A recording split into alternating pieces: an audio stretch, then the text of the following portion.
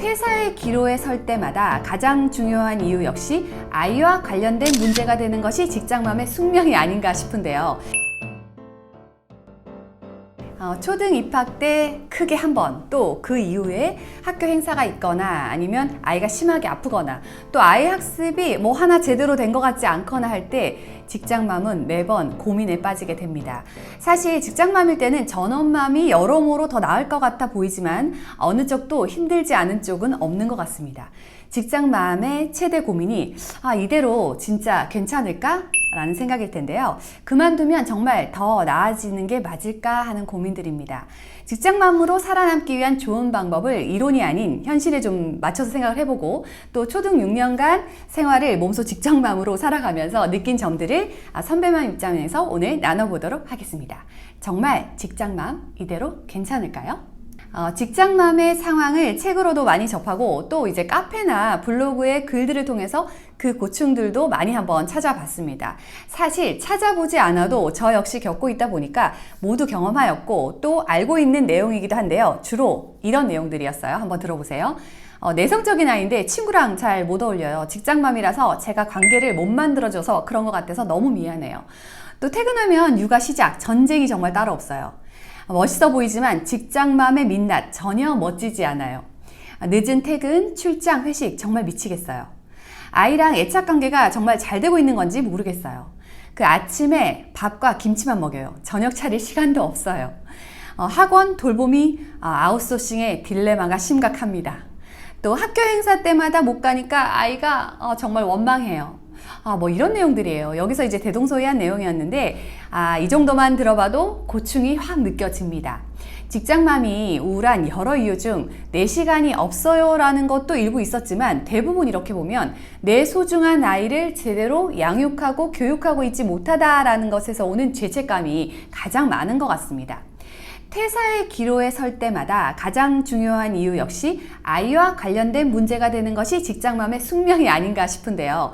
저는 아이 일로 그만두면 반드시 후회가 남는다는 생각을 합니다. 아이 일이 일부이거나 또는 다른 인생의 방향을 좀 찾기 위함이라면 몰라도 순전히 아이의 양육 문제라면 분명 추후에 좀 원망하는 마음, 또 후회하는 마음이 들게 되기 때문인데요. 그리고 또 이제 그만둔 후에 온통 아이에게 전념하고 있는데도 그 과정은 지루하고 또 결과는 바로 보이지 않기 때문에 심지어 또 결과가 좋지 않은 경우라면 정말 보상 심리가 작용해서 회한이 남게 되는 그런 경우가 많습니다. 그러면 직장맘은 어떤 마음으로 어떤 생각과 전략으로 좀 초등 직장맘 기간을 버텨내야 할까요? 일단 선배맘으로 제가 드리고 싶은 말씀은 억지로 괴롭게 하면 안 된다인데요. 세 가지로 한번 얘기를 드려볼게요. 첫 번째, 직장맘은 시간 관리가 무엇보다 생명입니다. 직장맘은 시간이 항상 문제가 되는데요. 물리적으로 시간이 턱없이 부족하다고 느낄 때가 가장 많거든요. 그래서 철저히 내가 직장에 있을 때의 시간과 집에 있을 때의 시간 계획이 분리되고 그게 잘 되어야 합니다. 직장과 가정의 스케줄이 이제 꼬일 때 그 우선순위를 잡는 건 역시 시간 관리를 좀 잘하면 어느 정도는 해결이 되는 부분이 있습니다. 시간에 대해서 내가 굉장히 시간을 가치 있게 쓰고 잘 쓰고 있다라고 마음을 먹고 그렇게 시간의 가치를 인정하고 소중히 하면 좋겠습니다.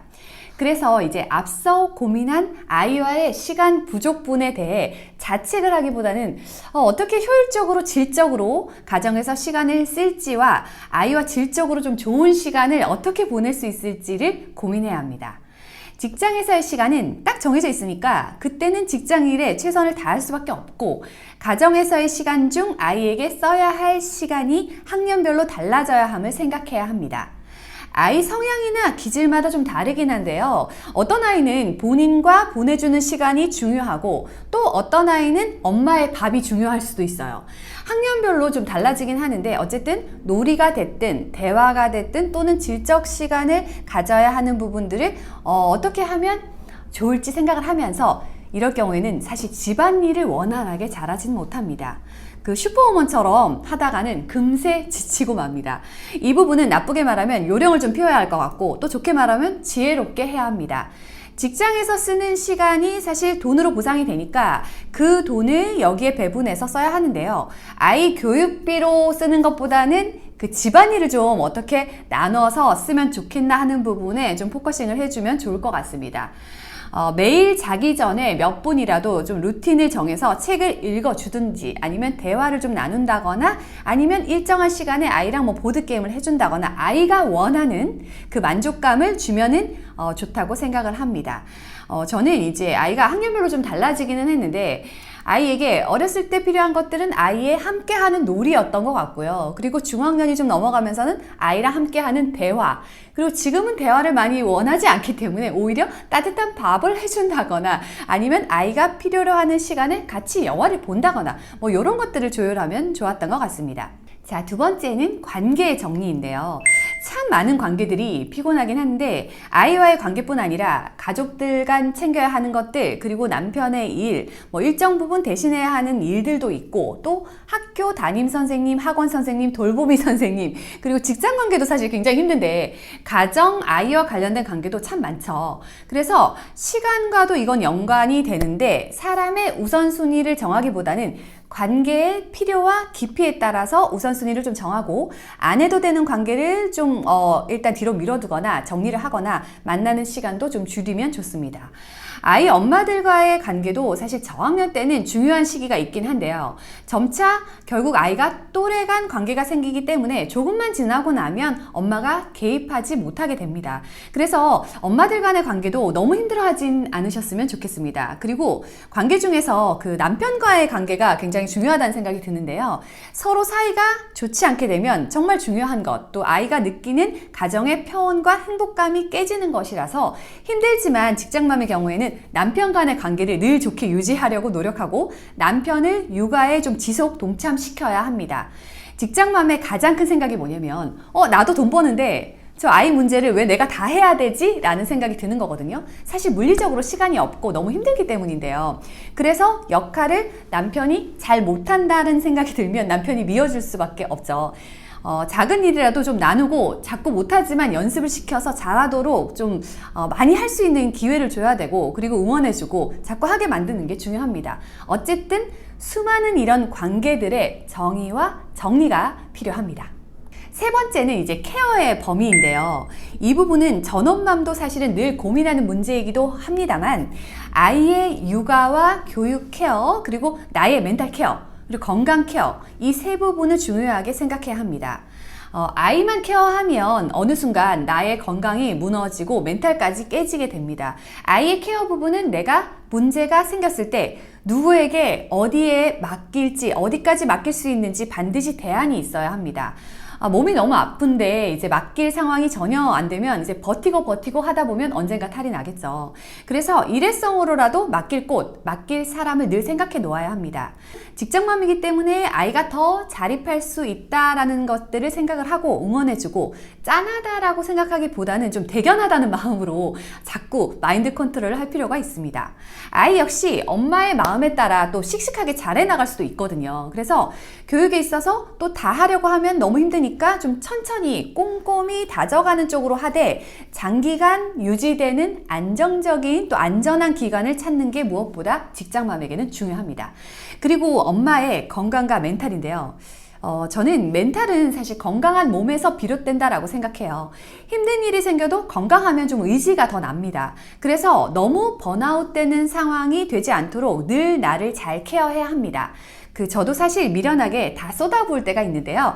번아웃 되어서 오랜 기간 힘들어 보니까 알겠더라고요. 그것이 장기적으로 훨씬 마이너스가 된다는 사실을요. 그래서 중간중간 엄마의 건강과 멘탈을 위해서 쉬어도 가고, 또 일부러 하루에 30분씩 산책할 시간을 내서 혼자만의 시간을 잠시라도 갖는 그 직장맘이 오래 유지할 수 있는 비결이구나 라는 생각을 했고, 결국에는 사실 체력이고 또 그 체력이 멘탈을 좌우합니다. 그러니까 케어의 범주에 반드시 여러분 자신을 위한 케어도 넣어서 생각해 보시기를 바랍니다. 안타깝게도 우리나라는 엄마가 일하는 환경이 그렇게 좋지는 않습니다. 사회보장제도가 엄마들에게 전혀 현실적이지 못하고 또 공동육아도 불가능한 상황인데요. 각자 자신의 아이를 풀로 알아서 해야 하는 그런 상황입니다. 출생률이 급격히 이렇게 줄어서 이제 아이 좀 많이 낳으라고 뭐 출산 장려금을 높여주는 그런 탁상 정책을 해본들 사실 출생률을 늘리기는 참 어려울 것 같아요.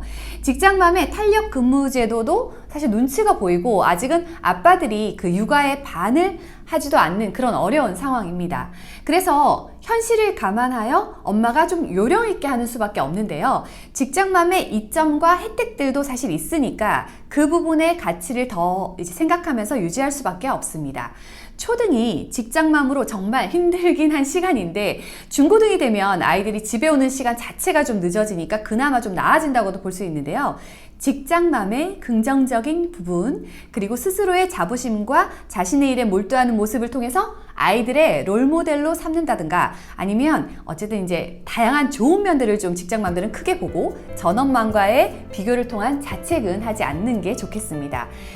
대한민국 모든 직장맘, 특히 어려운 상황 속에서도 다시 마음을 잡고 또 열심히 하루하루 최선을 다하고 있는 여러분들을 응원하고 싶은데요.